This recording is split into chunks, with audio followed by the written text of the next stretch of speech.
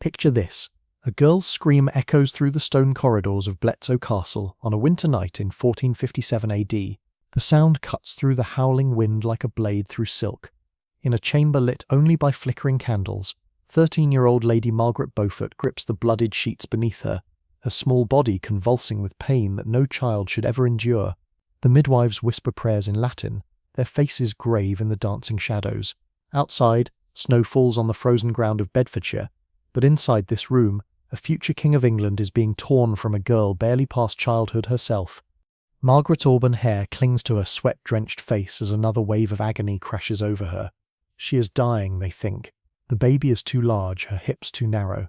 At 13, her body has not finished growing, yet here she labours to bring forth the son who will one day sit upon the throne of England as Henry VII.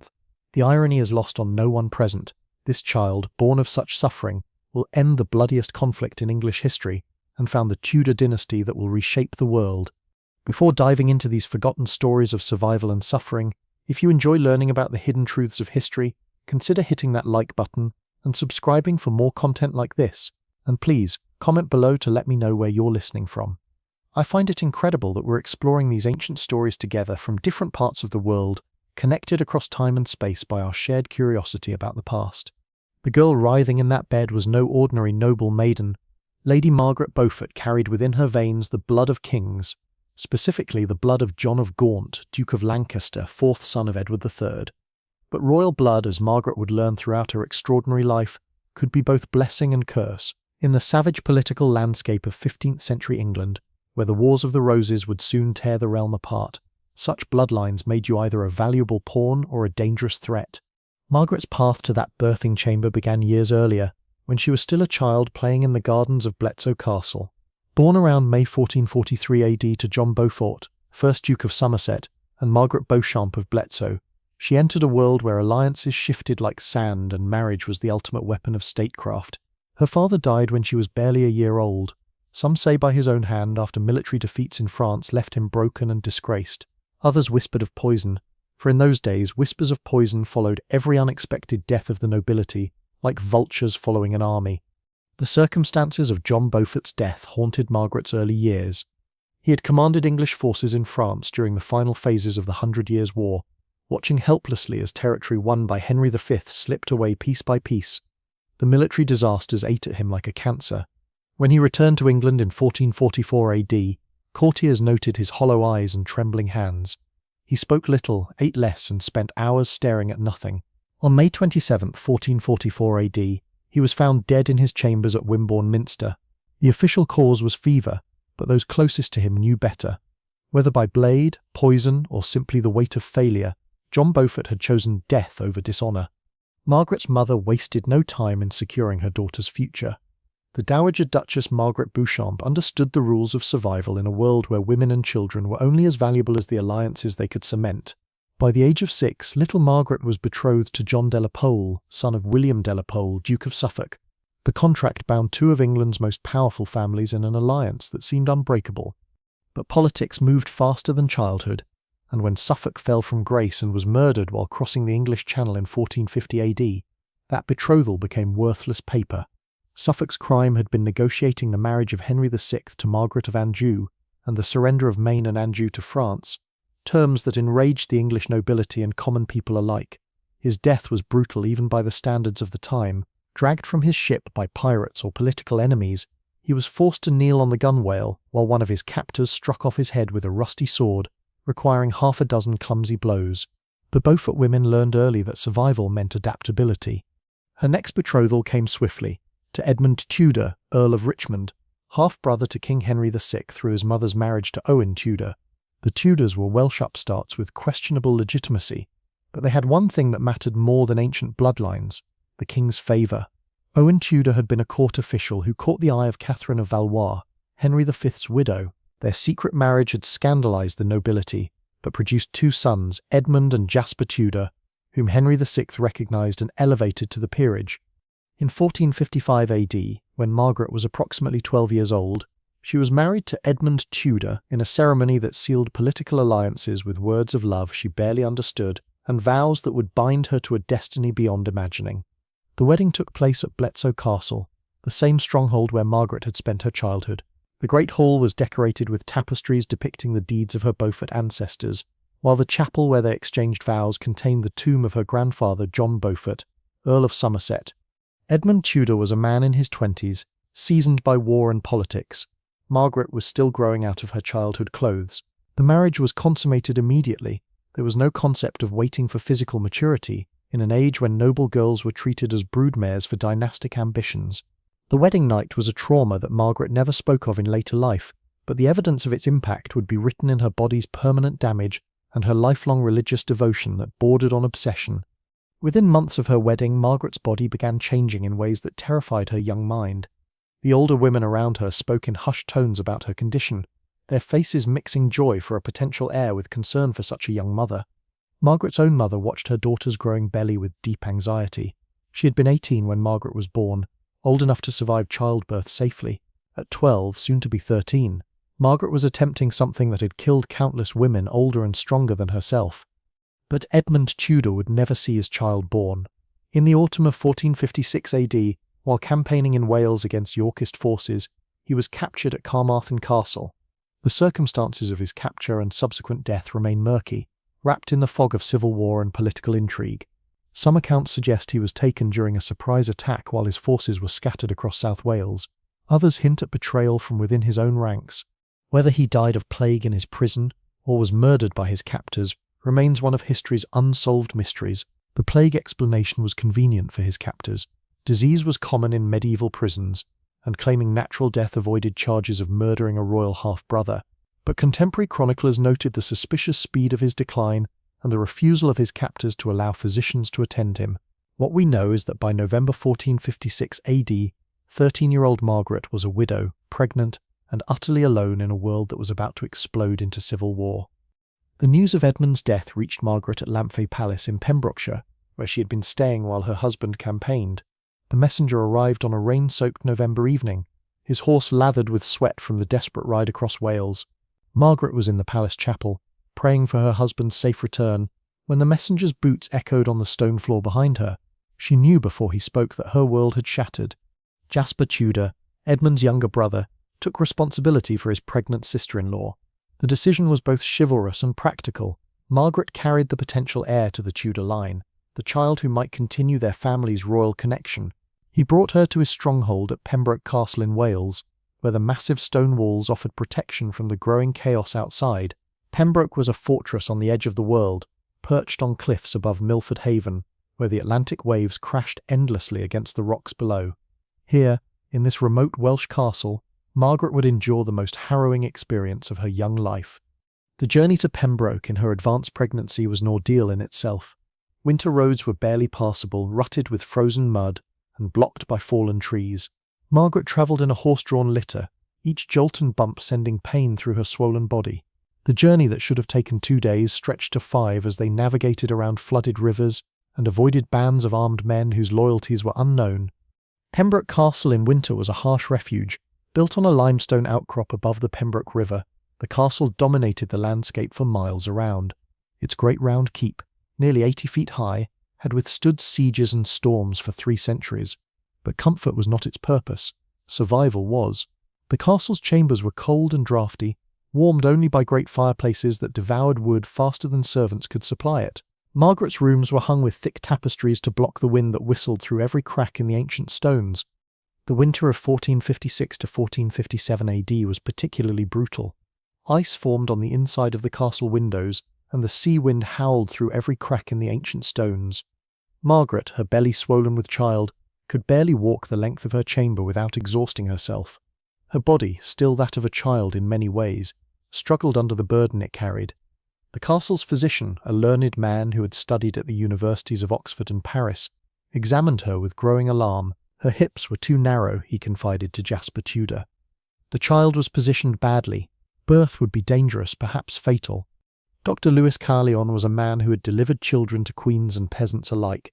He had studied the ancient texts of Hippocrates and Galen, attended lectures by the greatest medical minds of his generation, and accumulated 40 years of experience in the healing arts. But as he examined the pregnant child in his care, all his learning seemed inadequate. Margaret's pelvis had not fully developed. She was still growing herself. The baby within her womb was large, positioned wrong, and showed signs of distress. He confided his fears to Jasper Tudor during a private meeting in the castle's solar. Snow swirled outside the arrow-slit windows as the two men discussed Margaret's fate in whispers. Caerleon was blunt. He had seen this situation before, and it rarely ended well for mother or child. They could attempt to turn the baby, but that might kill both patients immediately. They could try to wait, hoping nature would correct the position, but delay increased the risk of the child's death and Margaret's exhaustion, or they could attempt a caesarean birth, a procedure that was almost invariably fatal to the mother. Jasper Tudor, barely 25 himself, faced the terrible burden of deciding his sister-in-law's fate. If Margaret died, the Tudor line would end with him, a younger son with no legitimate heirs of his own. If she lived but lost the child, the same result would follow.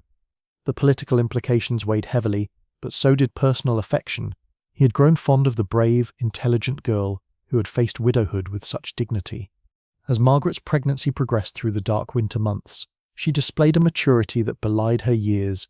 She spent her time learning everything she could about politics and statecraft, understanding instinctively that knowledge would be her greatest weapon in the struggles ahead. Jasper Tudor, impressed by her intelligence and determination, became her tutor in the arts of survival. He taught her to read people's faces, to hear the unspoken messages behind diplomatic language, to understand the complex web of alliances and enmities that governed noble society. Margaret also threw herself into religious study with an intensity that worried her attendants. She spent hours in the castle chapel, praying before the altar until her knees were raw and bleeding. She memorized Latin prayers, studied theological texts, and developed the deep personal relationship with God that would sustain her through decades of political struggle. Some historians suggest that her extreme religiosity began as a coping mechanism for the trauma of child marriage and impending motherhood, a way to impose meaning on suffering that otherwise seemed senseless. The castle's priest, Father Meredith, became another important figure in Margaret's education. A Welshman who had been educated at Cambridge before taking holy orders. He understood both the classical learning of the universities and the practical politics of survival in a violent world. He taught Margaret that God often worked through human agency, that prayer without action was empty, but action guided by prayer could move mountains. On that January night in 1457 AD, Margaret's labour began with pains that doubled her over. She had been walking the castle battlements, taking the exercise that Dr. Caerleon insisted was necessary for her health. When the first contractions struck, the pain was unlike anything she had experienced, a crushing, tearing sensation that seemed to split her body in half. She collapsed against the stone ramparts, gasping, while her attending ladies rushed to help her back to her chambers. The midwives, experienced women who had delivered countless babies, exchanged glances heavy with meaning. They had seen this before, a child trying to give birth to a child, nature pushed beyond its limits by human ambition and political necessity. They prepared their instruments and said their prayers, knowing that before dawn one or both of their patients might be dead. Dame Gwenllian Furch Stafford, the head midwife, was a woman who had been delivering babies for 30 years. She had learned her craft from her own mother and grandmother, inheriting secrets passed down through generations of Welsh women. She knew herbs that could ease pain, techniques for turning breech babies, and prayers that seemed to give strength to labouring mothers. But as she examined Margaret, her weathered face grew grave. The other midwives prepared their instruments with grim efficiency. There were knives for cutting the birth cord, but also for procedures too horrible to contemplate. There were hooks and forceps for extracting dead children, potions to strengthen weak mothers, and holy relics to call upon divine intervention. The chamber filled with the smoke of burning herbs, lavender for calming, rosemary for strength, and other plants whose properties were known only to the women who tended births and deaths. For 18 hours Margaret laboured in agony that defied description. Her screams echoed off the stone walls until her voice gave out entirely, leaving only gasping animal sounds of suffering. The midwives worked frantically, their hands slick with blood as they tried to save both mother and child. Dame Gwenllian used every technique in her considerable arsenal: massage, positioning changes, herbal remedies, and constant encouragement whispered in Margaret's ear. Jasper Tudor paced the corridors outside, his boots clicking against the stone flags, knowing that the future of the Lancastrian cause might die in that chamber. He could hear Margaret's screams through the heavy oak door, each one cutting through him like a blade. Servants hurried past with basins of hot water and armloads of clean linen, their faces reflecting the gravity of the situation. Father Meredith knelt in the chapel, praying without ceasing for the young woman whose life hung by the thinnest of threads. As dawn approached, Margaret's strength began to fail. She had been in labour for nearly a full day, her young body pushed far beyond its limits. Dr. Carlian, summoned from his uneasy sleep, examined her and spoke in urgent whispers with Dame Gwenllian. The baby was alive but in distress, its heartbeat irregular and weak. Margaret was bleeding internally, her pulse thready and her skin pale as parchment. The decision was made to attempt manual extraction, a dangerous procedure that might save the child at the cost of the mother's life. Dame Gwenllian had performed the technique before, but never on someone so young and small. She positioned Margaret carefully, praying silently to Saint Margaret of Antioch, patron saint of childbirth, as she prepared to reach inside the young woman's body and guide the baby into the world. When the baby finally emerged, torn from Margaret's body in a process that nearly killed her, the midwives held their breath. The infant was pale, barely breathing, covered in blood and birthing fluid. For a terrifying moment, the chamber was silent except for Margaret's laboured breathing and the crackling of the fire in the hearth. Then Dame Gwenllian cleared the baby's mouth and throat, and the sound that changed everything filled the air, a thin, angry wail that announced the arrival of Henry Tudor, future King of England. Margaret, barely conscious, her young body shattered by the ordeal, heard her son's first cry through a haze of pain and exhaustion. She tried to reach for him, but her arms would not obey her mind's commands. Dame Gwenllian placed the baby on Margaret's chest for a brief moment, the traditional first meeting between mother and child, before rushing him to the fire to be cleaned and swaddled. Margaret's eyes followed the infant with desperate intensity, memorizing every detail of his tiny face. The damage to Margaret's body was severe and permanent. Dr. Carlian, examining her in the days following the birth, found extensive tearing and internal injuries that would never fully heal. The physician spoke in whispers of torn flesh and damaged organs, of blood loss that had nearly proved fatal. She would never bear another child. This single traumatic birth had ended her childbearing years before they had properly begun. At 13, she was effectively barren, her reproductive life sacrificed on the altar of dynastic politics. The physical recovery was agonizingly slow. For weeks Margaret hovered between life and death, racked by fever and infection. Dr. Carlian applied every remedy in his considerable arsenal, bloodletting to balance her humours, herbal poultices to fight infection, and strong wines fortified with medicinal herbs to restore her strength. Dame Gwenllian never left her side, spooning broth between Margaret's cracked lips and monitoring every change in her condition. Margaret's psychological recovery proved even more complex. The trauma of her experience manifested in nightmares that left her screaming and crying in the small hours of the night. She developed an intense fear of physical contact, flinching away from even the gentlest touch of her attendants. Her relationship with her newborn son became complicated by the association between his presence and her pain. She loved him desperately, but could barely tolerate holding him without being overwhelmed by memories of his violent birth. But if Margaret Beaufort's body was broken, her spirit remained unshattered. As she recovered slowly in the months following Henry's birth, she began to display the iron will and calculating intelligence that would make her one of the most powerful women in English history. She understood, even in her weakened state, that her son represented the future of the Lancastrian cause. She also understood that a landless widow with a baby son needed protection in a world sliding toward chaos. The Wars of the Roses were erupting around them with increasing violence. In 1455 AD, the First Battle of St. Albans had announced that England would settle its dynastic disputes with sword and axe rather than negotiation. The White Rose of York faced the Red Rose of Lancaster in a conflict that would consume the nobility of England for 3 decades. Richard, Duke of York, claimed the throne based on his descent from Edward III's second son, while the Lancastrians held it through their descent from Edward III's fourth son, John of Gaunt. Margaret, holder of Lancastrian blood through her Beaufort lineage, was now automatically aligned with a cause that was losing ground rapidly. The Lancastrian king, Henry VI, was widely regarded as weak, possibly insane, and certainly incapable of effective rule. His queen, Margaret of Anjou, was more capable but also more hated, a foreign woman who was blamed for England's military disasters in France and the kingdom's slide towards civil war. Her solution was marriage. Again, in 1458 AD, barely recovered from Henry's birth, she married Sir Henry Stafford, younger son of the Duke of Buckingham. The wedding was a quiet affair, nothing like the pageantry that had accompanied her marriage to Edmund Tudor. Margaret was still weak, still grieving, and her new husband was a stranger chosen for political utility rather than personal affection. Stafford was a Yorkist sympathiser, but more importantly, he was a pragmatist who understood that protecting Margaret meant protecting valuable Beaufort estates and bloodlines. For Margaret, the marriage represented safety for herself and her son, even if it meant sharing a bed with a man whose political loyalties opposed her own deepest convictions. The arrangement was more business partnership than romantic union, a practical solution to practical problems. The marriage contract negotiated by Margaret's mother and Stafford's father was extraordinarily detailed, reflecting the complex political situation. Margaret would retain control of her Beaufort estates, ensuring her son's inheritance remained intact. Stafford would provide military protection and political cover for the family's Lancastrian sympathies. Most importantly, young Henry Tudor would remain under Jasper Tudor's guardianship in Wales, a provision that probably saved his life. The marriage to Stafford lasted 14 years. Through some of the bloodiest conflicts in English history, Margaret watched from the sidelines as the fortunes of war swept back and forth across England. Kings rose and fell with stunning rapidity.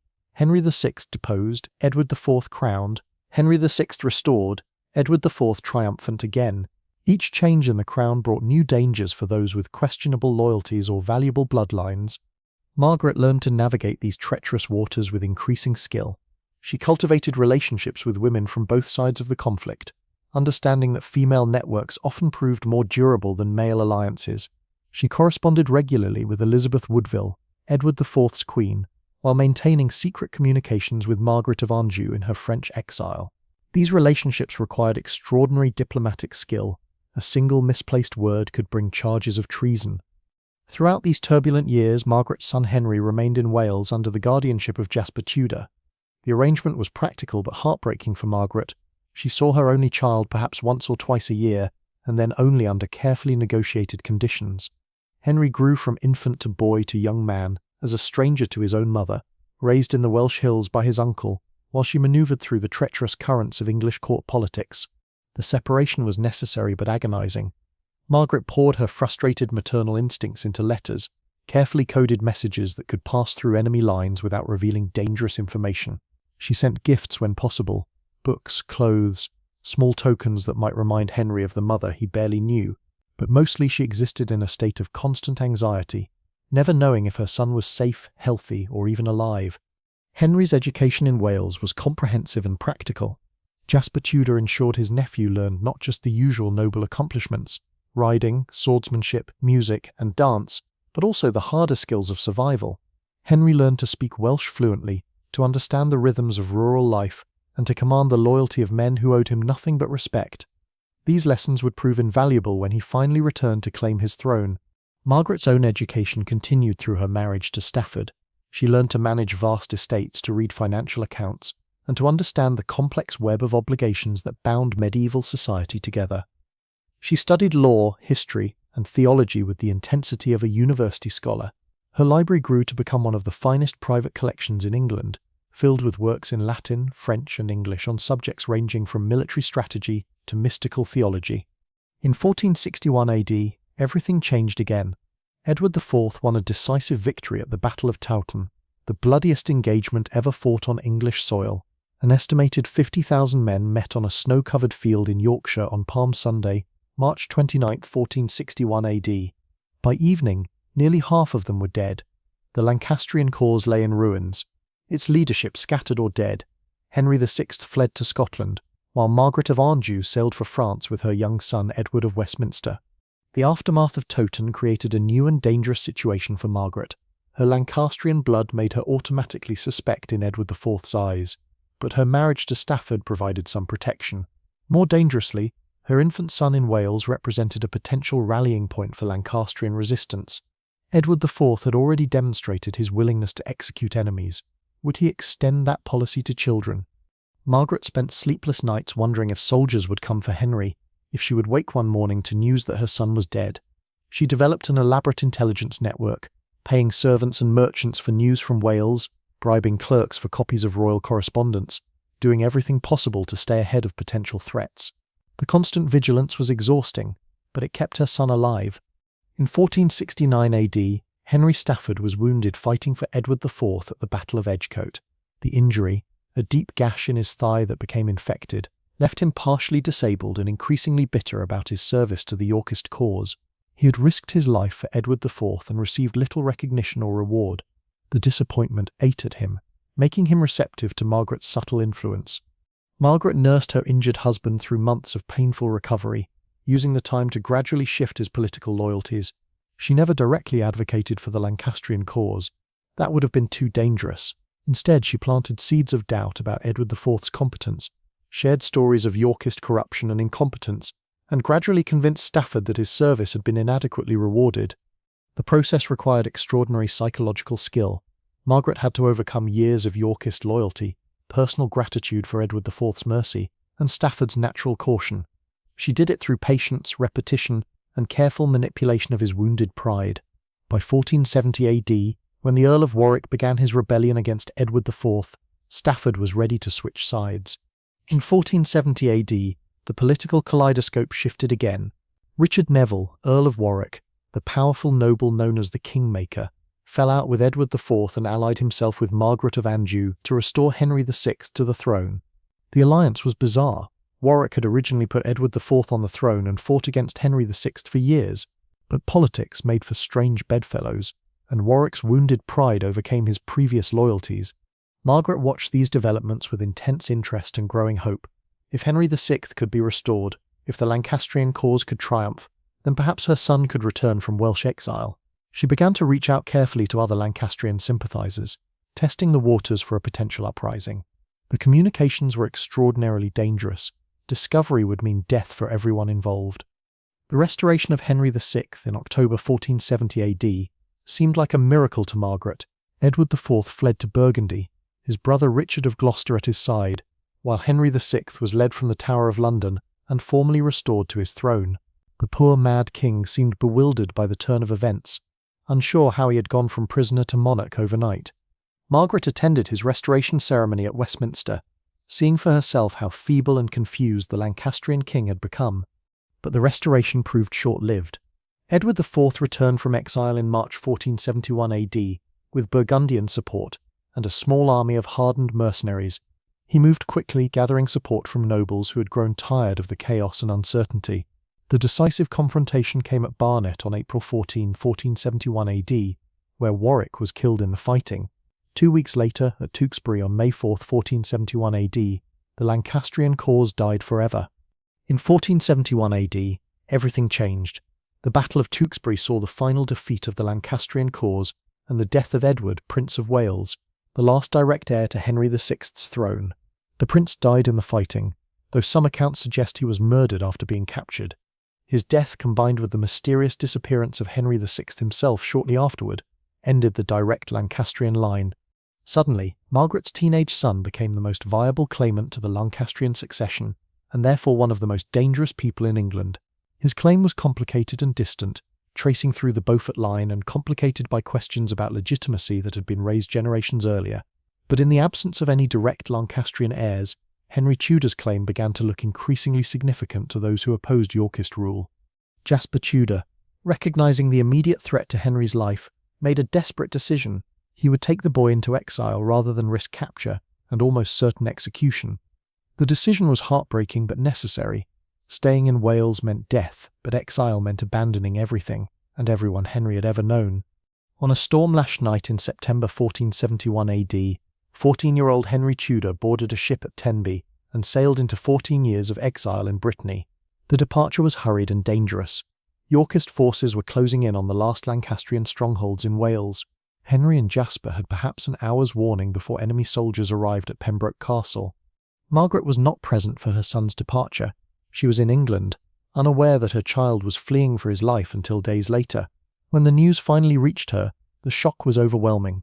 She had spent 14 years separated from Henry by the breadth of Wales. Now they were separated by the English Channel and the hostility of nations. She had no way of knowing if she would ever see him again.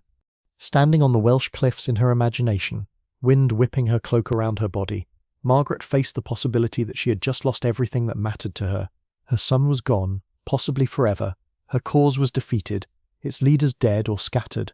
Her own position was increasingly precarious as Edward IV consolidated his victory and began settling scores with his enemies. Margaret returned to England and her marriage to Henry Stafford, with a heart that had calcified into something harder than steel. If she could not be a mother in the traditional sense, she would be something else entirely, a strategist, a survivor, a woman who would spend the rest of her life working to put her exiled son on the throne of England. The grief of separation transformed into cold, calculating ambition. The transformation was remarkable to witness. Courtiers who had known Margaret as a quiet, pious young woman suddenly encountered a formidable political operator who seemed to see 3 moves ahead in every situation. She began building networks of support throughout England, identifying nobles who might be persuaded to support her son's eventual return. The work was dangerous and exhausting, but it gave her purpose. Henry Stafford died in 1471 AD, shortly after Henry's exile began. The timing was suspicious to some observers. Stafford had been in poor health since his war wound, but his death came at a remarkably convenient moment for Margaret's political manoeuvring. Whether natural causes, poison, or simple stress killed him remains unclear, but his death freed Margaret to pursue her ambitions more openly. Margaret, now approaching 30 and twice widowed, faced a crucial decision about her 3rd marriage. She could have chosen safety, marrying some minor noble who would protect her estates and leave her alone to grieve her lost son. Instead, she chose power. Her 3rd husband was Thomas Stanley, Lord Stanley, one of the most politically adept nobles in England. Stanley was a master of the game that had destroyed so many others. He specialized in backing the winning side at the last possible moment, switching loyalties with such perfect timing that he always ended up on the correct side of any conflict. His family controlled significant military forces in northwest England, and his political connections reached into every level of society from the royal court to the merchant guilds. For Margaret, alliance with Stanley meant access to intelligence networks, political influence, and military resources that might someday prove crucial to her son's cause. For Stanley, marriage to Margaret brought him the prestige of Beaufort blood and connections throughout the nobility. The marriage was a partnership of convenience, but it proved remarkably effective. The wedding ceremony was elaborate by the standards of the time, designed to announce Margaret's continuing importance despite her son's exile. The festivities lasted 3 days, with tournaments, banquets, and religious services that drew nobles from across England. Edward IV himself attended, perhaps recognizing that it was better to have the dangerous Margaret Beaufort where he could watch her rather than operating from the shadows. The marriage arrangement was complex and carefully negotiated. Margaret retained control of her Beaufort estates and the right to pursue her son's interests. Stanley gained a wife whose intelligence and connections complemented his own political skills.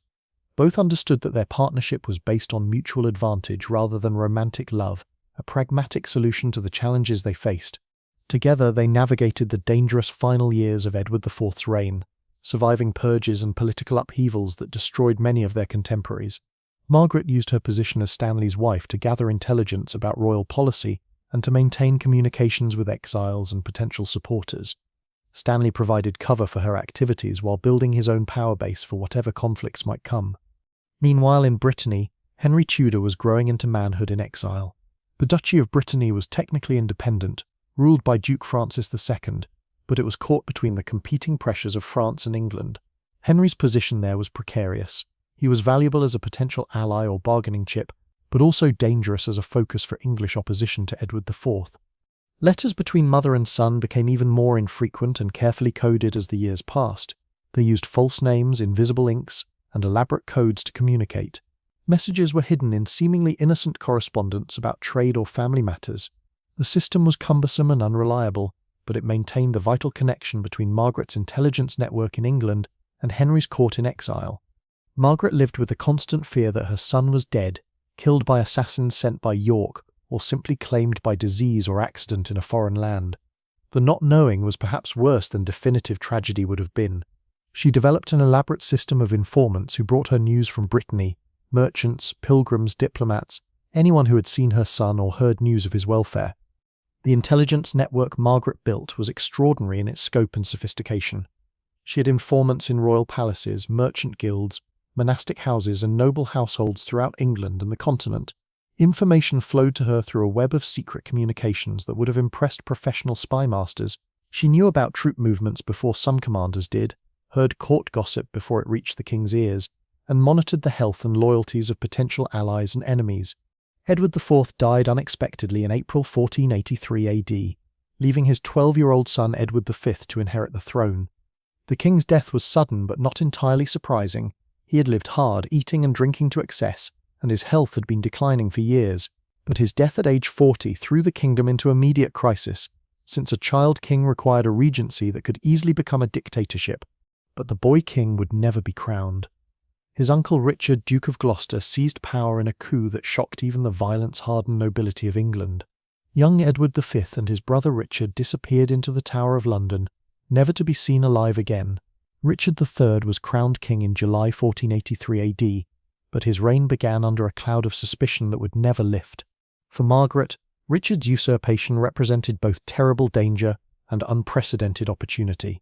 Richard's seizure of power had destroyed Yorkist legitimacy. Suddenly, Henry Tudor's distant claim through the Beaufort line began to look like a viable alternative to a king widely suspected of murdering children. Margaret began to plot with breathtaking audacity.